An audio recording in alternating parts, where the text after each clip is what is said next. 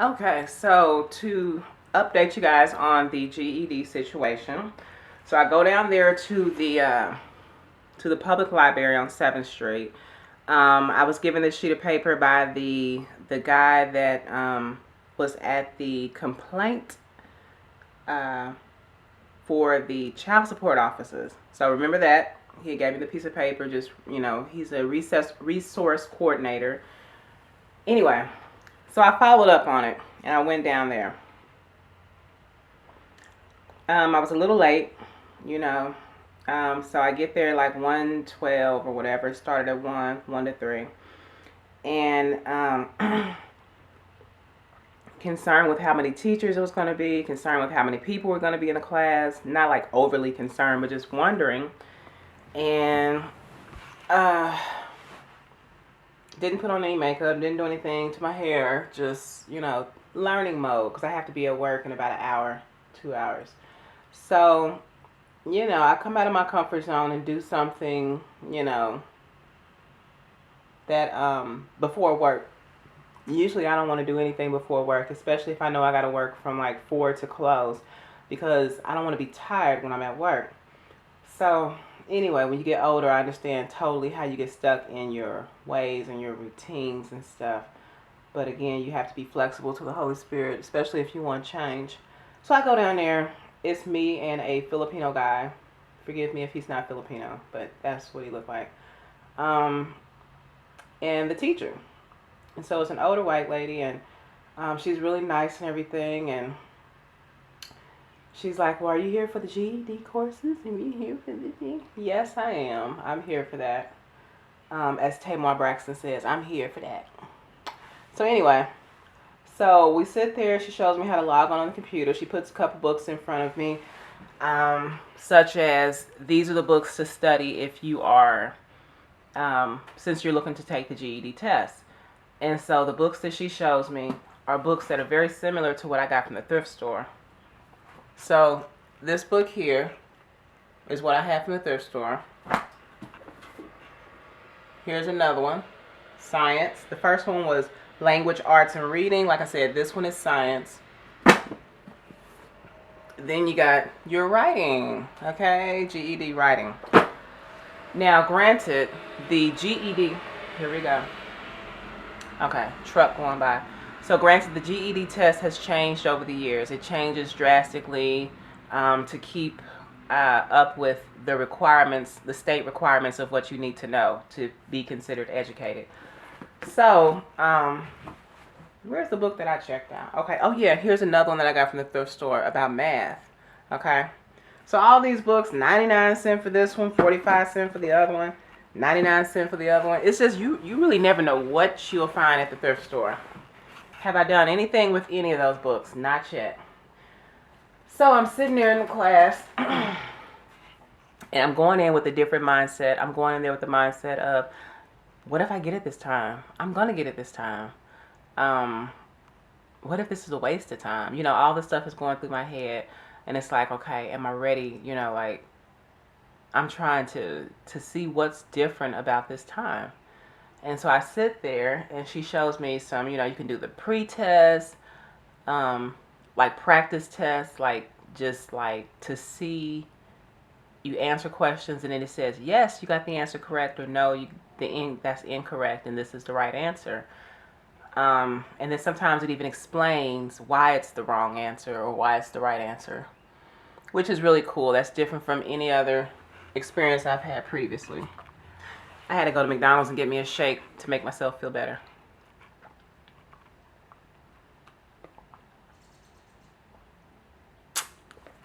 Excuse me. So anyway, so I'm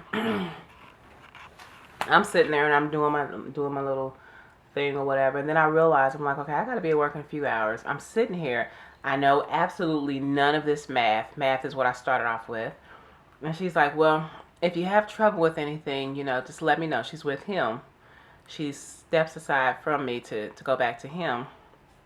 And it sounds like, I'm eavesdropping. It sounds like he was doing language, arts, or something of that sort, because it's 4 subjects you need to know: the science, the math, language, and social studies. So you would think, break those up into fours, it'll be easy and less intimidating or whatever. But then inside of those four, there's like a million things you have to study inside each one. That's just me talking. Because it's not just, as simple as just 4 subjects. Anyway, so I'm hoping that one day I look back on these videos of how I was struggling in my GED course, and I'm able to teach others, for one, to break it down and simplify how learning is, to find out how people learn, and to help them in that area. Because I had a teacher in middle school, Mr. Fox, and he was a white guy, and he was tall and lanky. He kind of reminded me of Jim Carrey. And of course, it was a predominantly all black school. And so, kids of any color can be a challenge. But when you are in a predominantly all black school, like, they would roast him. They would talk about the teacher. They would, make fun of him. And I didn't agree with that. I didn't find it funny. I felt sorry for him. Because he was one of the best teachers I've ever had in my life. He taught us about Africa. Like, the nerve. Anyway, so I'm getting off topic. But he broke it down. He made learning fun. It was as if we wasn't even in a classroom anymore. He would, sound effects, all that. He would just make it comical. Like, he would pronounce Djibouti. I think there's a place called Djibouti. I forget. That was in the 6th or 7th grade. Just different names, places in Africa, and he was just amazing. I think he was going through a divorce or something. He would come in sometimes with dress socks with no shoes, dress shoes with no shoestrings, and then he would have like no socks on top of that, and maybe his pants was high waters, I don't know. But they would just roast him, and you could tell money was tight. He was there to teach. We were there to learn. But anyway, kids will be kids.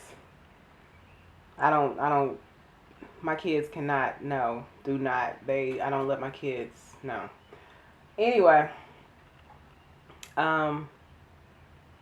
so I want to look back on these videos one day and see that my struggle, see where I went wrong, and be able to, like, maybe have a sense of closure about the whole education thing.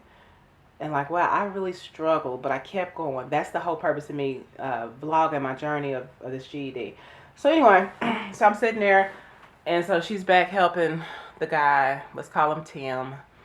And so she's back helping Tim, and it's dawned on me, like, from the first question I had trouble with. Like, I did not know. And so I was like, okay, now before I start getting all, in my head and in my feelings, let me just go ahead and see what I can get good out of this situation. So I was like, well, usually I come prepared. I go out and get all the stuff for school, trapper keeper, paper, pencils, the whole thing. This time I just went down there with a pen and some paper that was in my purse.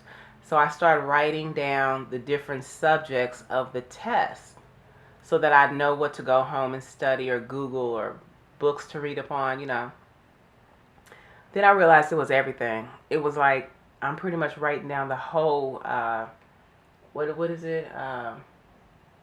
Not equilibrium. What is that called? The whole, anyway, I can't think of the word for it. It's going to come to me as soon as I stop recording.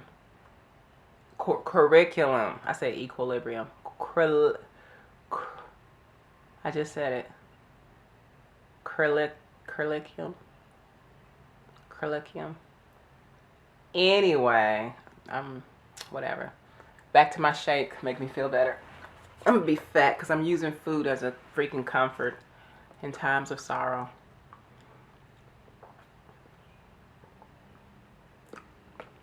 Curriculum. There we go. Thank you, McDonald's strawberry shake. So anyway, so I was going down the whole curriculum of math, and I'm like, I can't write all this down. I'm running out of paper. And so I just, politely got out of the computer system, and I go back to my purse, and she's like, oh, are you leaving? And I'm like, yeah, I'm gonna, thank you for your help, and I'm gonna go ahead and access this online at home, and that's what I wanted. I wanted to be able to study for my GED at home online. Um, but I want me to have access, I want help to be accessible to me. So, which brings me back to the lady that volunteered to tutor me for free. Can you believe that? She volunteered to tutor me for free. At first, I was paying her. We would meet up at the other library. What is it? The West Library. And I would, because I know how I struggle in school. So I don't want to feel like I'm wasting anybody's time if I have to ask you a question 50 million times, the same question in a different voice octave. I don't want to feel like I'm wasting your time or you think I'm joking or not being serious, because I'm very serious. I just know that I don't get it the first few times you explain it.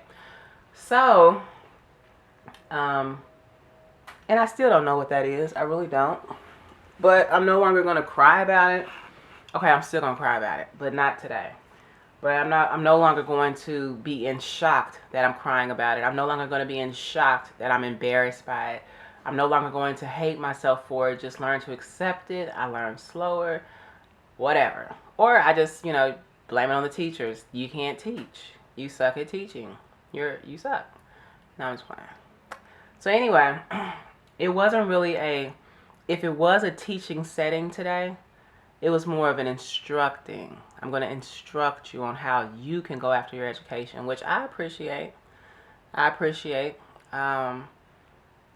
that little, the tutor, Miss Katie, she's going to come in handy. I'm going to get in contact with her. She lives up the street. So, yeah. Anyway.